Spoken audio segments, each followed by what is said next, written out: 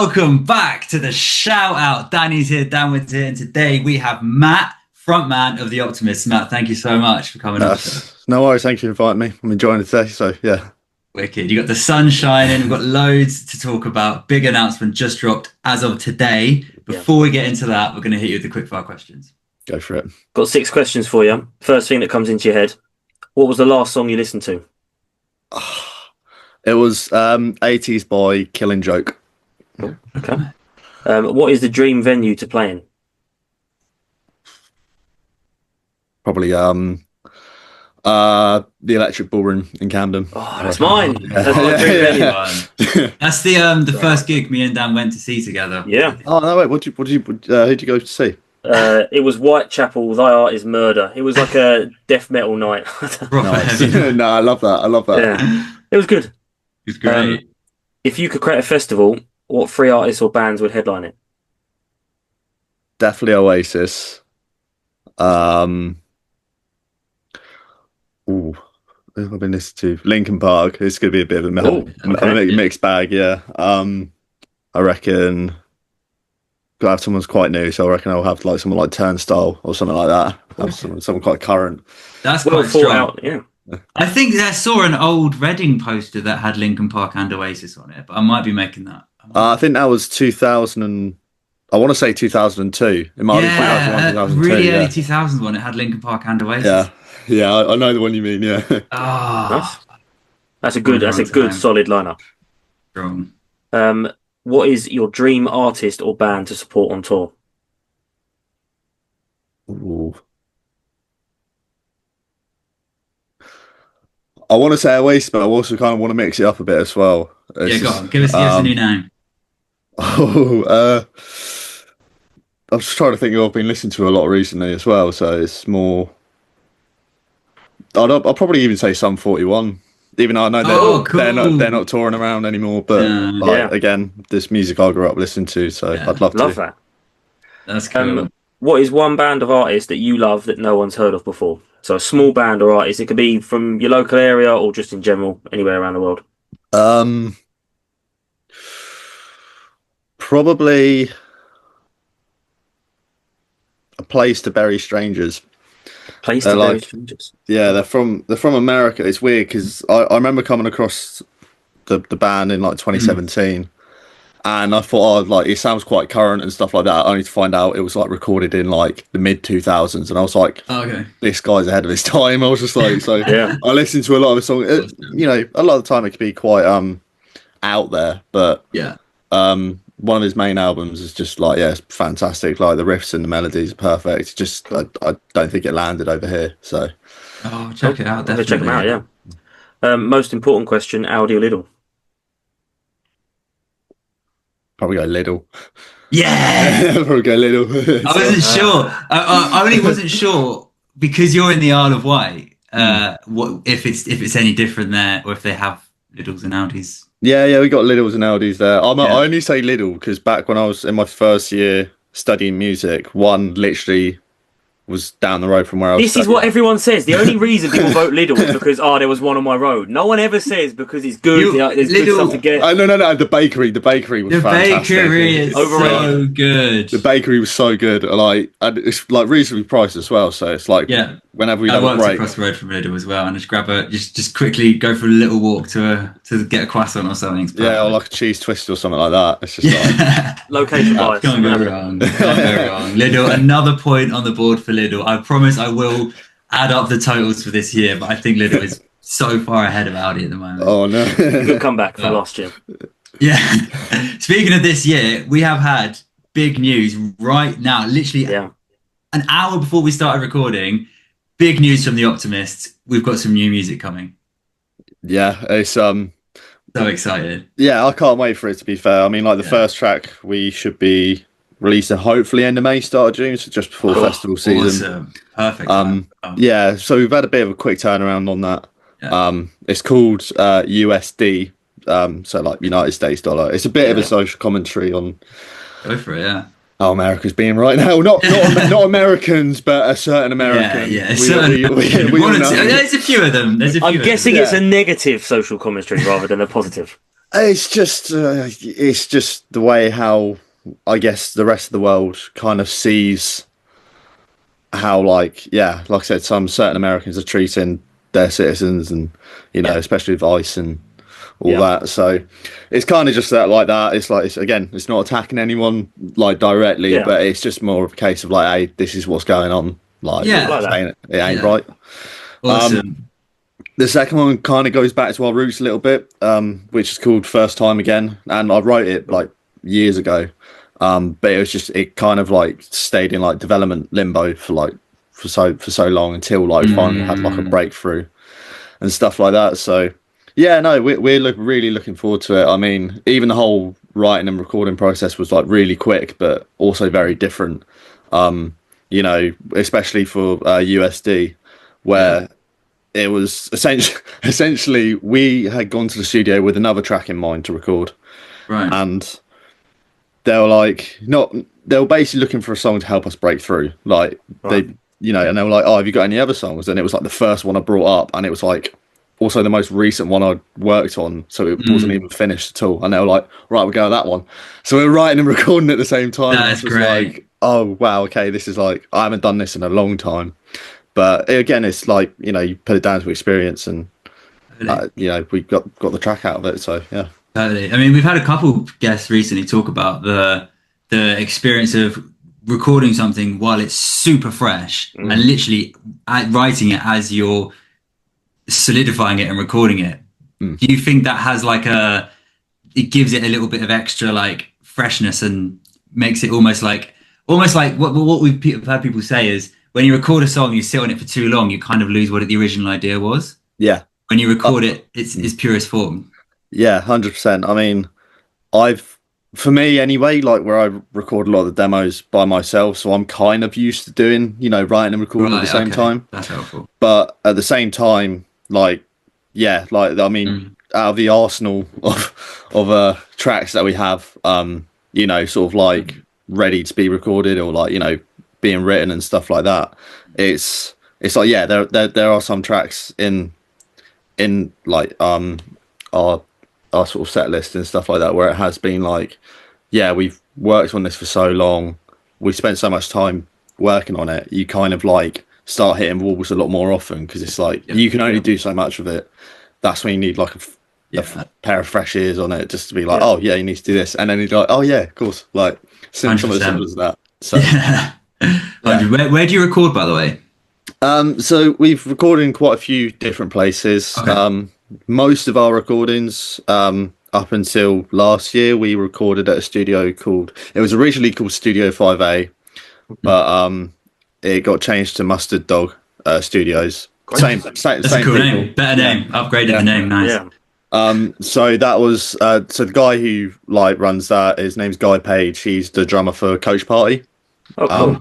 Wow.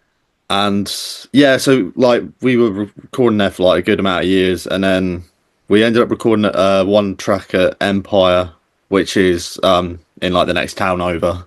We recorded there, and then the past two times we've been recording with Sugar House up in St Helens. That's a journey. It's to be fair, it's quicker to get up there than it is to get to the Isle of Wight to Cornwall. So I think to get up to St Helens it takes about 3 to 4 hours. For Cornwall, it's like 5 to 6 hours. So. And were the other two studios like local to you in the Isle of Wight? Yes. Yeah. And studying there as well is like it. Yeah. It was like the right way to go. Did you grow up there? Yeah, I grew up on the island, lived there all my life. Cool. It's different because it's like parts of it you can definitely tell, like, we're a bit like the saying goes, we're like 10 years behind the rest of the UK. So yeah, I went last summer. I thought it was a great time. It's brilliant. Yeah, no, it's a beautiful place. And there are times where I definitely take it for granted. Yeah. Because it's just like, I've got the beach, like that's 5 minutes down the road from me, and it's really nice. But yeah, what's the scene? I'm really curious as to what the scene's like. I'll tell you what, the past, I'd say 10 years, and I do like to talk about the scene because I remember doing a dissertation on the Isle of Wight music scene, And this Oh, was okay. Oh, wow. yeah, this You're was the man when, to go to then. yeah, this was when obviously Wet Leg were blowing up because obviously they're from the island as well.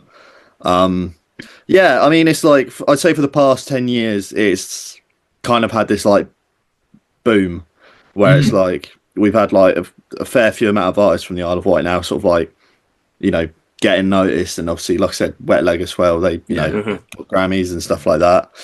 Coach Party as well. They've been touring around the world and stuff like that. So yeah, no, it's nice to see that there's finally like recognition getting placed on the island. Because a lot of the time as well, it can kind of get ignored.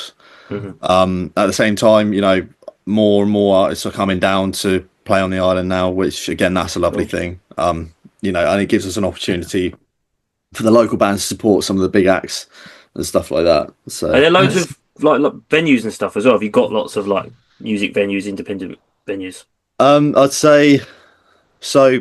From I'd say from 2015 to 2018, there were quite a few different venues. You had obviously Coburg, you had Black Sheep, Key Arts. Those are some of the notable ones. But in 2017, that sort of Strings came along. Sorry, and that's when it kind of became like the main music venue on the island. Right, okay, cool. So yeah, if like any big names or anything like that, if they're not playing Isle of Wight Festival and they're just playing any time around the year, 9 times out of 10 they'll play Strings. Cool. Yeah, it must be crazy having such a big, one of the big festivals in the UK on the island, and having to fit that around the kind of smallish music scene, at least until. Yeah. I mean, obviously, I say like 90% of the artists that I know on the island and like musicians on the island, like they'll be playing at Isle of Wight Festival. Yeah. It's a nice opportunity for us. It's cool. And yeah, I mean, we love playing it every year, because it's just. Are you there this year? I can't say. Okay. I've definitely. You got to know what that means. Well, I've been there for the last 4 years, and I think I've seen you there before. But not obviously knowing it's you, but potentially you're there this year, potentially not. Potentially, nearly got me. You nearly got me. But I was just saying, like, I can't say anything just yet. Obviously, because like. Yes, of course. Yeah. But yeah. That's all I can say. It's a great crack. That you hit the main stage 21 year, wasn't it? 2023. 2023, yeah. That was so that was to do the competition called White Noise, which happens every year through Platform One, which is a music college. Oh, so. And yeah, essentially it's kind of like a battle of the bands, kind of more it's more of a showcase really of like to show like the local scene. And I think we were one of the longest bands to do it. I think it took us. Our first one that we done was in 2018, and then we done 2019. 2020 was a bit of a weird one because obviously lockdown. Oh yeah. So that was like that. It was the same competition but slightly different. Did 2021, 2022, and then 2023 we finally won and got to do it, and it was I remember that night as well. It was as one of my mates put it, he sent me a text the morning after. It was like, you winning White Noise. It was like Messi finally winning the World Cup. I was like, okay, deserved it the whole time. Yeah, I was just there like I was just happy that like we finally won it and we finally got to play that main stage. So. You've actually, I believe last year you played the Hip Shaker Lounge. Is that correct? Yes. Yes, you played. Do you know the De Niro's? Were you on the same day as them? The De Niro's played the Sunday last year. We for the past 2 years we've done Hip Shaker. We played on a Thursday. Okay.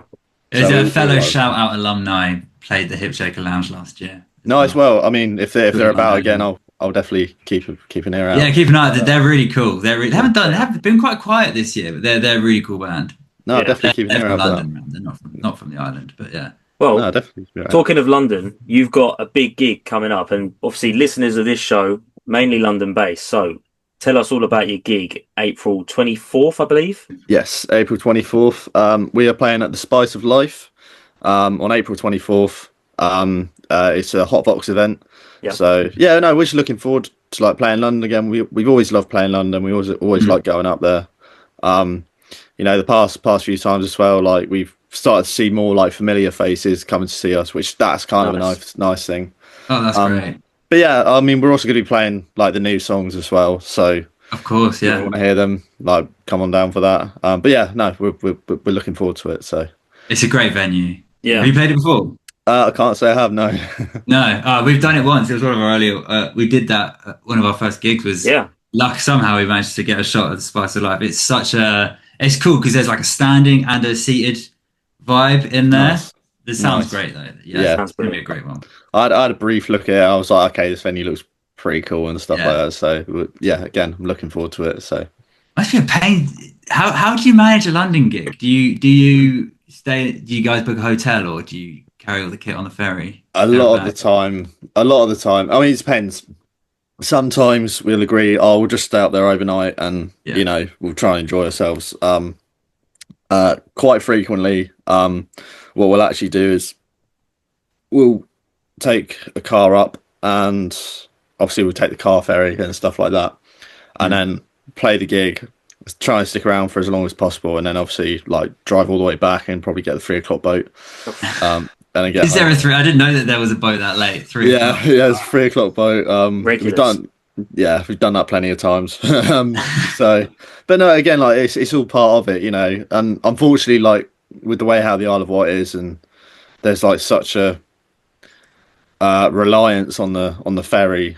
You know, a lot of the time, again, if we're taking a car up with all our like equipment, we're already 100 quid down before you even like play a single note. Of course, you got to factor that in, don't you? Yeah, so and it's like, yeah, okay, like some do have like these kind of like programs where you can apply for like an ambassadorship where you can get like free travel. But Okay. we've applied for it so many times and they just, yeah, we don't get given it. Like they do it, it's like a yearly thing. And a lot of the time as well, like I was chatting to one bloke who got given it and he said like the company like fell within 2 weeks and it was just like, so, but for the rest of the year, he had free ferry travel. So hopefully, White Link ferries are listening to this, and they can give you free travel. Yeah, there's Red Funnel as well. I think you guys would make great ambassadors for the Isle of Wight. I'm already more favourite. I want to go to the Isle of Wight again now, just from speaking to you. Hell yeah, man! I mean, yeah, if you want to come down, watch us play and have a pint. You know what I mean? Like we're very laid back and stuff like that. We like to be like that. So yeah, man, I can tell we're really, really excited for what you guys are going to get up to in 2026. We have a few more questions for you. Yes, that's okay. Absolutely, yeah. We have a shout out playlist where every artist has come on, has put one of their songs into this playlist. So then it's a good mix of everyone who's come on, different genres. What one song of yours would you like to add to our playlist to best identify you and the band? That's a good question. That's a It's very a good one. question. That playlist is crazy. It's got so many like great tunes in there. Really good songs.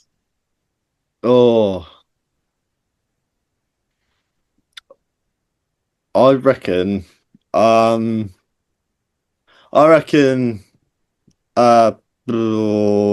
say Lovesick Loner.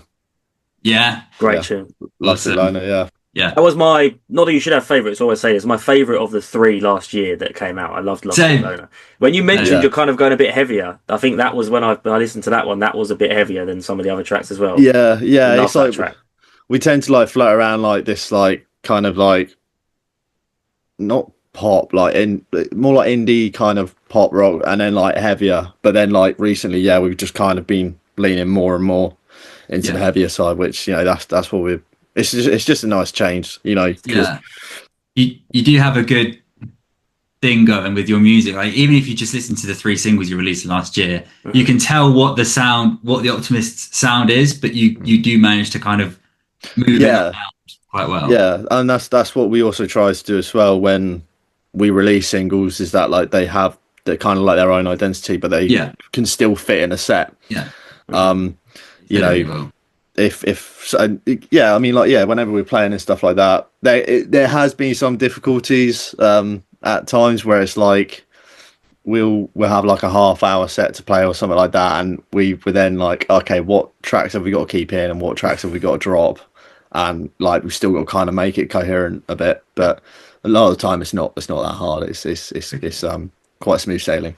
Yeah. Well, if you want to hear it, 24th of April at the Spice of Life in Soho. Yeah. Get your ticket. There are tickets, right? Ticket link in our description of the video. There we go. No, there we are. Yeah. There are ticket links. Yeah, but no, really looking forward to it. And it's just been nice to be back up in London as well. Get away from the island for a bit. Yeah. One more question for you, Matt, if you will, please. Absolutely. Could you shout out a band or artist to come on our show? I'll probably say, because I've had my eye on them. In fact, I've had my eye on them for quite a while actually. And again, they're another fellow island band. Although they're based in Brighton now, but they are from the island. But I'd probably say 5 Degrees North. 5 Degrees North. Let me follow them quickly. Give me a quick rundown. Oh yeah, well, similar kind of like heavy rock. Cool. You know, obviously, and got a bit of indie into it as well. Yeah. They're a 3-piece, and like I said, they're good lads, and they work hard as well. So yeah, no, I've been listening to it, and I think they've also just released a new song as well. So awesome! Let's check it out. Big shout out! Thank you so much, Matt, for coming on the show. Dude, genuinely so excited for everything you come up with. We'll be in touch. Let us know everything you're doing, man, because the new tracks, I know they're going to be good because I love all your other music. And yeah, good luck. Thank you so much. Thank you for inviting me on. I really appreciate it. Thank you. And thank you for watching this episode of The Shout Out with Danny and Dan and our amazing guest, Matt from The Optimists. There's loads more episodes coming. It's 2 a week now. We've got a new logo now. So subscribe and hit the bell. Do the things. Peace. Bye-bye.